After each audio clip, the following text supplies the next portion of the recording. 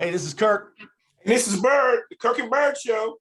Yes, sir. We are on Thursday afternoon before a huge game this Saturday, 7:30 p.m. in Lane Stadium, and we are honored to have Hall of Fame broadcaster Mike Burnop on the show. Mike, you told me to cut out Mr. Burnop, and I said I would definitely do that. How are things going? I know you got family coming into town. We can already feel the electricity 4 hours away. How do you feel about, the Fighting Irish coming into town and the golden opportunity that the Hokies have? It is a golden opportunity, and it's unfortunate that both teams aren't undefeated, because you can imagine how bigger this game would be had they been, and then both teams could have been. The Hokies stumbled at West Virginia and had so many chances to score at the red zone late in that game. And then Notre Dame had to slip up last week against a really good Cincinnati team. But, they had that winning streak going at home and, had that clipped away. So, but it's still a golden opportunity. They're a top 15 team, and the Hokies aren't ranked. So, yeah, it's a good opportunity for Virginia Tech to kind of show off what they have and what they worked on during the bye week and get ready for ACC play. Because no matter what happens in this game, win or lose, guys, you got to flip the page, man, because you got 7 ACC games in a row coming up. Yep, and this one's out of the division. So let's get to the game itself. You look at both teams. We're going to stay close with us and what we need to do well. So, Mike, in all aspects of the game, what are some of the things, the key points that Virginia Tech needs to execute upon to beat this big, strong Notre Dame team? How much time you got? Well, it starts with the offense. I mean, the offense has not been what you wanted it to be or what you thought it was going to be. I think coming into the season, you kind of have this perception of, what the strength of this team is going to be and what the weakness is going to be. And it's kind of been the opposite. I thought the offense would be better than they are. Yeah. You look at them by the whole picture, pretty much everybody's back with the exception of one real key ingredient, and that was Khalil Herbert. Yeah, Herbert, run the ball. And, the whole offensive line is pretty much back with the exception of Christian Darrisaw. He was a great player, went in the first round, so that was a big chunk. But the big thing is they haven't had much success running the football. Right. Khalil Herbert kind of would make your offensive line look really, really good because he only took a little crease and the guy could make a huge play out of it. So that's one thing that's been a little bit missing. And then Braxton Burmeister, the quarterback, has been, kind of reluctant or whatever to maybe get the ball down the field more. I think that's been a little disappointing that, when you got those same receivers that you had last year, they haven't been super involved yet. And obviously you're missing James Mitchell, the big tight end. Right. That's a little bit of an issue. But I think going into the season, you thought the offense would be pretty good. And the defense just didn't know because of last year with what was going on, no spring practice, no fall. Justin Hamilton didn't get the system, the scheme in. And so you weren't really sure how good it would be, but they've been better than you thought that they would be. And special teams have been solid. So I think that's the big thing right now. Right. Mike, you're spot on with that. I noticed we've had one less, and I say we because I'm a big Hokie fan, but we've played one less game, but like our scoring is so much behind everyone else in the conference or in our division specifically. Looks like we only scored like 94 points in 4 games, and you've got other teams putting up well into the 100, and Pitt's got 260 some points. Like, so you're on it with that offense. Yeah, that and kind of with Fuente, I thought that was one of the things. We always had the traditional, really strong defense, and the thought was they'll bring a high-powered offense with that, and we could do some great things. But you're right on. Yeah, it's been a little bit of a disappointment, a little bit of a struggle, and one of those things. I mean, they're trying hard. I don't think it's so much as the play calling is that they're not just executing it for whatever reason. I mean, how it is, guys. You got to have, when you're running on offense, you pretty much got to have 10 or 11 guys doing what they need, because one guy on the other side can blow it up. If you block, you lose the gap integrity. If somebody blitzes and you don't pick him up, I mean, they can blow a play up fast. But it's been disappointing. I think they're concerned about it. Obviously, Braxton, he's disappointed in how they perform. And they just got to get better. And hopefully that bye week did them some good. You know, they did a self-evaluation. Every coach had to go to Coach Fu and kind of give them a self-synopsis of what was working, what wasn't. Do we need to make any personnel changes? So we'll see what they come up with. And then, you know, it's all going to start with the offensive line because they piecemealed that thing together when Janzi went out against Richmond. Yeah. So, Mike, I was putting together the keys of the game.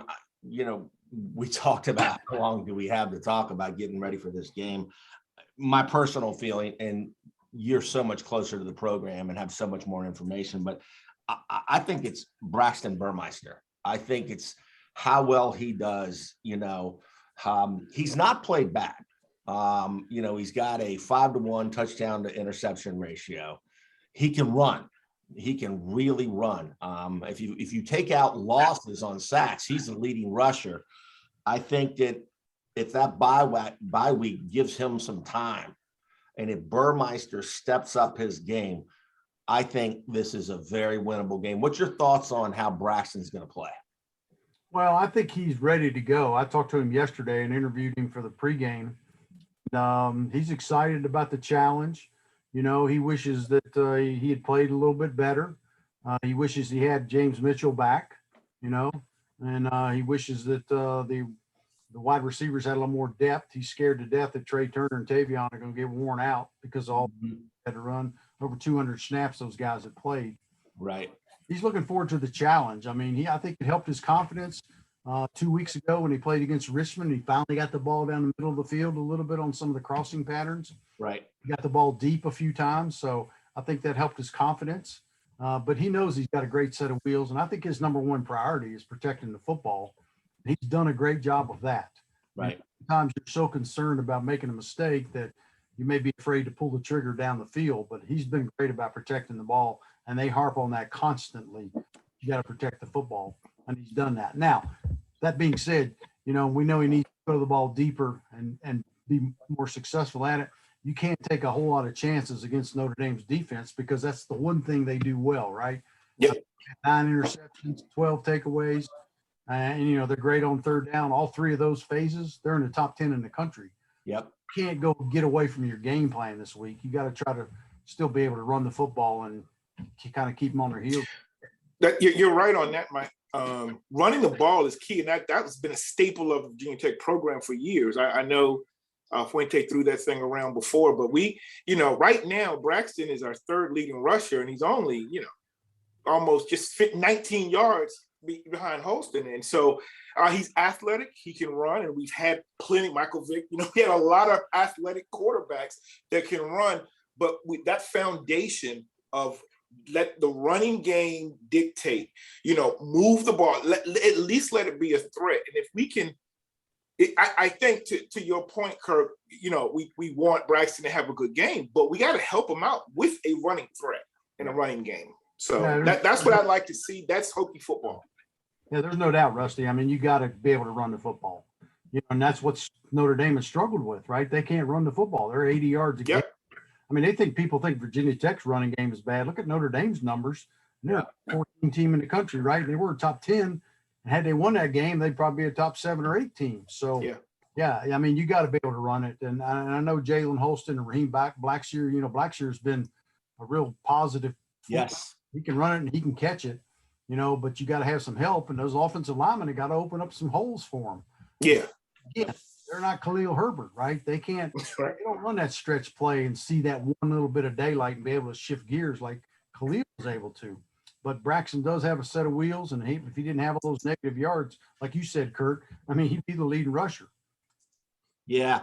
I had another one when we've already intimated on it, and it's my opinion, my keys to the game. I'm sure somebody that broadcasts has a key to the game, but I believe that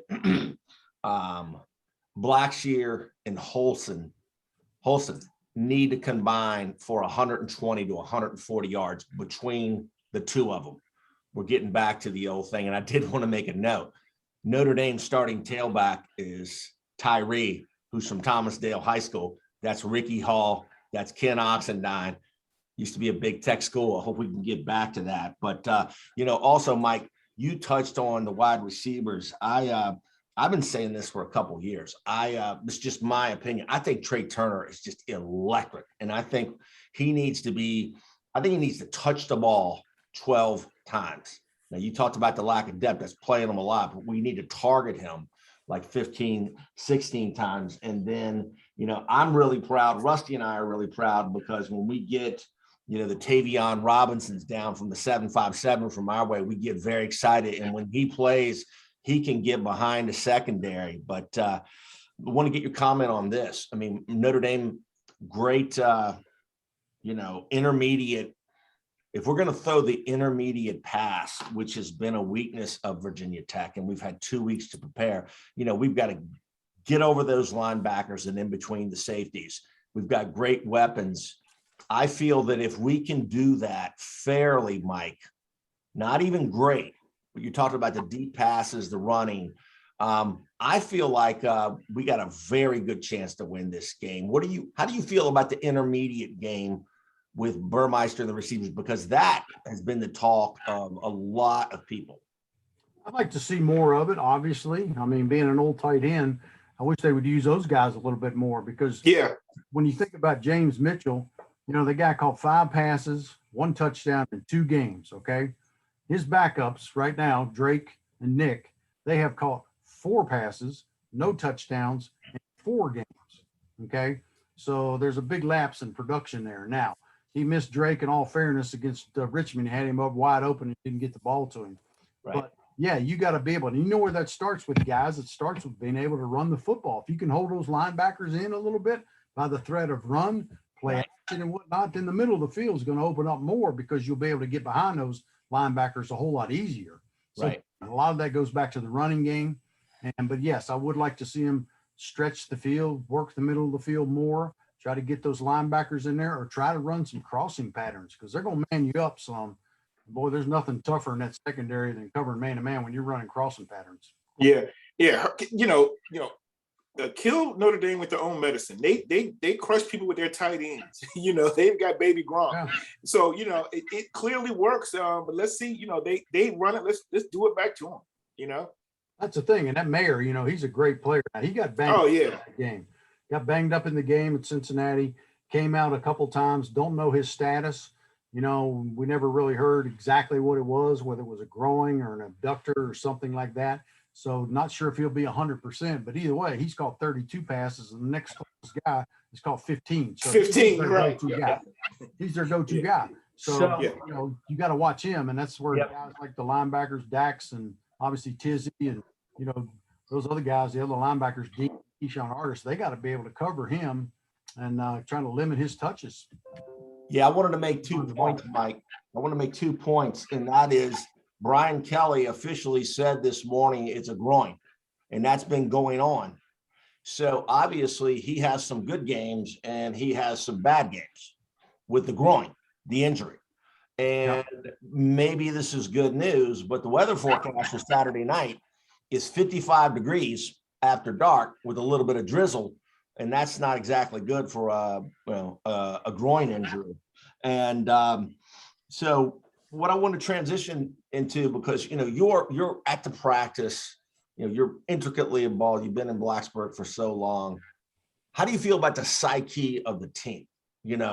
Coming off of last year where the guys had to, hole up in their apartments because of the skip tracing. They really couldn't practice, practice reps and all these different things. I want to get your opinion on where you think the team is right now and their mental state going into this huge game in just over 48 hours.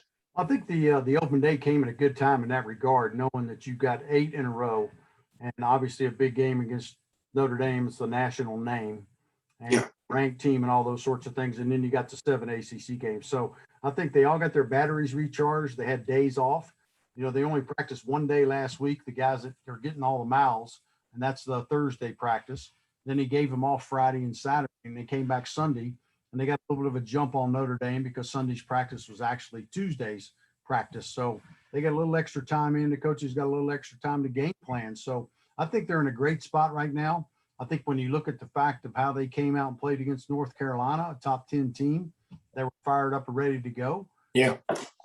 They maybe played a little bit to the level of the competition against Middle Tennessee and Richmond. I mean, think about it. When Richmond gets knocked out on the second play, right? He's done for the game. Maybe they let their guard down a little bit or didn't think that they had the ability to score, maybe, or whatever reason, didn't play well. But I think they're ready to go. The crowd is going to energize it because they're sold out. Right. It's going to be kind of yucky. And I just think they'll just come out and play like gangbusters. Now, they got to do it for 60 minutes. Yeah. We saw what happened in West Virginia when you didn't get off to a good start. You're down 14 right off the bat. So they put together 4 good quarters, but I like their chances. Yeah. Now we would be remiss because we started off talking about the role reversal, the offense and the defense. Let's give some love to that defense. We've got some guys playing lights out. Jordan Edwards, the transfer, both linebackers, Tisdale and Dax are playing extremely well. And Waller, to me, has NFL written all over him. Mike, give us your thoughts on the defense, the way they've gelled, because I did some research before this, the Notre Dame folks, the Virginia Tech folks, and the opinion is we can hang with them in the trenches. What are your thoughts on our defense and how it's really rose above expectations, and how I think coach, defensive coordinator Justin Hamilton has a lot to do with that, because last year was his first year, a crazy situation. And to put a younger guy into that, I think he took his, bounces, and now things are showing. What's your opinion on the defense, especially going into a dynamic team like Notre Dame? Well, he's been great so far. I mean, you think about what he went through last year, it couldn't have been a worse start for him, not having spring practice. The fall was disjointed. He has a baby, he gets COVID, he misses his first 2 games as coordinator. Yep. Comes back against Carolina and you're down 21-0 in the first quarter. So it couldn't have been a worse start for him. So finally he goes through spring, he gets his system in there, he gets the scheme, the terminology down, and the guys have responded. And all these guys have got a year under their belt, another year under their belt. But getting a guy like Jordan Williams in there from Clemson, he is a run. Yeah. A big surprise, big help. You think about having Jermaine Waller back 2 years ago. The guy was an all ACC caliber cornerback. Yeah. First 3 games, he has a pick in the first 3 games, 1 in each game, which nobody in the country had done that. So he is a big time player and will be in the NFL. You can rest assured on that. And he'll be a first team all ACC guy. And, you look at Shamari Connor and some of those guys, the secondary, that defensive backfield is stacked. They got depth there and whatnot. But I think the real key for the defense guys has been the fact that those front 4 have kind of taken care of business in the line of scrimmage. And therefore, the linebackers are the guys that are making the tackles, right? That's what it's supposed to be. You funnel it to the linebackers. The linebackers are your leading tacklers. That's the way it should be. That's the way it is right now. And hopefully that trend will continue. And Dax being back at his natural spot at Mike linebacker in the middle line, and having Tizzy, who runs much better, plays in space better, has more speed, putting him at the wheel. I mean, that's just worked out great. Yeah. They've been really, really good. And the other thing, Mike, that sticks out is this is a different scheme than Bud Foster. The old kind of converted wide tackle 6. We're playing a lot of 2 linebacker, extra DB. And I think that it's the second year of Justin Hamilton putting that in there. And this isn't exactly a Notre Dame lights out offense. So how do you feel about how the defense will do as far as a scoring thing, Mike? What do you see the scoring in this game? Well, it may be a low scoring game because the defenses are both pretty good and the offenses are both struggling. So that to me is where special teams is such a big difference, right? A difference maker. So Right. Think about when the offense stalls, right? If they get a first down or a couple first downs, you get the ball up around midfield, then you turn it over to your punter like Peter Moore, and it's been just outstanding for a freshman. Yeah. Kick them back and you get them up against their goal line and make them have a long field. So that's been a real key is the special teams play. Or if you punt return like Tavion had, you can make a difference in special teams and field position. So that hidden yardage in this game will be huge. The penalties. Notre Dame's had like 35 penalties, I think. And the Hokies are one of the least penalized teams around. So that's hidden yardage, right? Yeah. Big in this game. Third down conversions. I mean, they're great. Third down defense is really, really good, as is the Hokies. So, who can keep the sticks moving, who can keep the drives alive. All those little things are going to be big factors. So field position will be big. When it's raining, that could play a factor in it as well with a wet track. And so I don't think it'll be a super high scoring game, but it could be coming down to, how the special teams perform or, who can make a field goal. Our field goal kicker, Romo, hadn't been very consistent so far, right? 1 for 3, missed that one at West Virginia and missed the one against Carolina, I guess. So, you got to take advantage of your opportunities, especially when you're in the red zone. Right.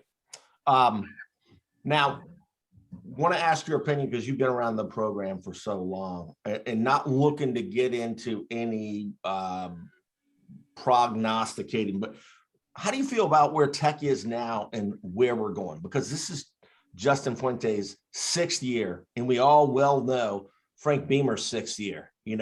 That was only his 2nd year of being able to bring in 25 guys instead of 15. And that was a turning point. And then the next year, the bowl streak started. So this is a critical time for Justin Fuente. Justin Fuente has brought in some excellent people. He's brought in a lot of Virginia Tech guys. He's brought in a lot of guys that know the area. Where do you feel like the direction of the program is going with, a dynamic ACC? It's Rusty and I have had some reviews of the ACC, and it's all over the place. Mike, what do you think about the next 2 or 3 years? Well, I think they're important. Obviously, they're key. I mean, last year was such a wash. Yeah. With the makeup of when you're trying to field a team based on are they in contact tracing or can they even play? And it was just kind of a crap show the whole year, right? So, I thought they had a chance to be pretty good last year when you had Herbert in there. Had the defense been a little bit stronger or maybe been able to go through a spring practice, they probably would have been better and wouldn't have given up as many points. But the offense was pretty daggone good. But yeah, I mean, it is key. I think they're in a good place. I think Coach Fu has said on multiple occasions, he should have hired a J.C. Price guy like several years back. Same thing with Brian Smith. They're making inroads in recruiting, especially in the state of Virginia, which is where we need to have a little more focus and get some more players out. Yeah, that's been my thing. Yeah, that's certainly good too. And, what worries you a little bit about next year is the fact that you got some pretty good offensive linemen you're going to lose. And, there's a couple of guys on defense that may, be through, finished, go the next level or whatever. So you're always going to have some holes to fill. And then the other thing is when you got this rule where everybody got that extra year, I mean, it's kind of a interesting thing because right now when you look at this guys, we got like 40, 44, 45 freshmen or redshirt freshmen that got the extra year. Well, keep all those guys happy. So some of them are going to get in the portal, right? I mean, they're going to be out of here because if you got to get to 85 scholarships, you can't have your roster out of whack with, no seniors, no juniors, a bunch of young kids. So it's going to be interesting to see how they navigate that process too. Yeah, managing that with the kids you're recruiting, you got to recruit the kids you have. You got to, part of that coaching is going to be able managing all those extra players and time. Like you said, that portal has changed a lot in terms of, the players' opportunities. And so I hope we can manage that. And my thing has always been owning Virginia. We got to get back to I know Liberty, I know ODU's now, on our level, but we have to get into that Hampton Road 757 and where you're from, that Roanoke area. Like, don't let Liberty take it. Let's get that back. Yeah. And the other thing, Rusty, too, is the fact now that, you're back down to that 4-game redshirt rule. So kids like 4 games and not have it count as against you, you can still redshirt. So they're navigating that too. You can imagine the spreadsheet they got with who's played in what game and how many plays have they played, and are we going to redshirt them or not redshirt them? Yeah. Even this guy for the end of the year. That's a great point. Have some guys getting hurt. And, every day they look at that transfer portal because that thing changes every day. So not only do you have to have a recruiting staff that's recruiting, nationwide in the state of Virginia and all that, but you got to have a staff that looks at the portal every day, and you got to have a group that takes care of the redshirt part of it too. I mean, it's just like a crazy nightmare. I just want to follow up on one thing, Kurt, before you go. I just want to, you mentioned that spreadsheet. Do you know, and much more involved in the program. Do you know if Virginia Tech has an analytics guy? You know, that's huge in baseball. Yeah. You know, the NFL, a lot of teams are turning to that. Is that prominent in college football? And has Virginia Tech kind of adopted some of the analytics that go along with managing the program? Yeah, I think they have. I don't know exactly if it's one person. I know they have a lot of quality control guys and assistants that keep their eyes on the offense, the defense, and whatnot. And I know they cycle and check all that stuff out. Yeah. I'm sure they use it. And that was part of the evaluation, the self-evaluation they did during the opening date week about tendencies and schemes and all those sorts of things. So, yeah, they're getting more up with the bigger teams that have more staff than Virginia Tech has had, which is good because the Carolinas and obviously the Clemsons, you know, not to mention probably half the schools in the ACC had a lot bigger staffs than Virginia Tech had. So they're slowly getting up to snuff on that. Thanks. So, Mike, we know you've got family coming into town. We know a lot of people are starting to roll into town, and That's hopping, brother. You go to Kroger now, man. You better be prepared to wait. Kroger's at a million. Yeah, that brings back the days because what Kroger looks like now is like the big city compared to when I was there. But can you now, being the voice of the Hokies, can you make a prediction? Probably not. All right, that's fine. We will. All right. I mean, I think Virginia Tech's got a great chance to win this football. I agree. And I think playing them at home, I just don't think this is one of the great Notre Dame football teams. I don't either. They're Right. playing 3 quarterbacks. You know, their running backs have been okay, but not super, not big kids like some of the guys they've had in the past. Yep. And, you know, they just haven't been great on offense. So I think the Hokies playing at home, they should win this football game. And I don't care if it's by 1 point or more than 1 point. I just think their chances are great, especially with the crowd being behind them. And I'd be disappointed if they didn't win. Okay. So Hudson Hawk, Rusty Bird, why don't you go on the record? We did this the other night. Okay, I think Virginia Tech, like to me, this is the type of game, like the Carolina game, that Virginia Tech wins and then comes right back and loses, then, you know, to somebody that they're not supposed to. But I have to say, one of the things I don't know if, I mean, that Virginia Tech environment, I don't think that's going to scare or bother Notre Dame. They've been in, you know, the big house, a lot of places. My concern is Notre Dame coming off a loss. I wish they'd actually won. You know, they'd have a higher ranking. They may look past us, but I don't think that's going to happen. You know, I think Notre Dame, despite some of their deficiencies on offense, they realize that. And if I have to make a pick, I'm going to pick Notre Dame just because of the coming off that loss and wanting to get back into, you know, where they stood in terms of being in the top 10. Yep, I can understand that. You know, and what Southern Cal, I think, is their next game. So they got a tough little stretch coming up themselves. Yeah. Looking ahead to Pittsburgh, but they do they're circled on the calendar because of what happened up at Pitt last year. So I know they want to get after them in their second ACC game. And, you know, they control their own destiny right now. They're still undefeated, right? 1-0. Yep. Carolina. And Atlantic's the is, man, you never know. Mike, who do you think I'm going to pick? Oh, you're Hokie all the way, man. That's right. So this is what I love. Rusty went to VCU and has a graduate degree from UVA, but he loves the Hokies, so we don't have to worry. Love them. I like Virginia Tech because I think Braxton Burmeister is going to progress. And I actually think that the bye was perfect. Gives the kids an opportunity to look at some film. You talked about a couple of games that maybe we didn't blow past people. That's a great way to look at things. And then Notre Dame's a little gimpy. This isn't Notre Dame of the past. So, of course, I like the Hokies. And if I'm wrong, if I'm wrong loving the Hokies, then I'm wrong all day. But I like the Hokies by probably a field goal or a touchdown. I don't think, based on the weather forecast, this is going to be one of those games where you can't throw, and I think that's going to be good for us. And I think if that rushing game can do what I said, and we don't turn the ball over, and we're going to be right there, it's going to be exciting. I plan to be there next weekend for the Pittsburgh game, homecoming. And, as you said, Mike, it's wide open. North Carolina's lost twice. We've only lost once, and we lost at a conference. We get this going right. So Rusty and I want to give our best to you, your family coming in, John Laser, the whole staff. We're rooting for them. We're excited about these kids coming in. You can't talk about them. We can. We got Bryce Duke running back from Tuscarora High School, which is right down the street from me. We got a great running back coming in from Manchester, a great offensive lineman from Lord Bottitort. So we're looking to go, and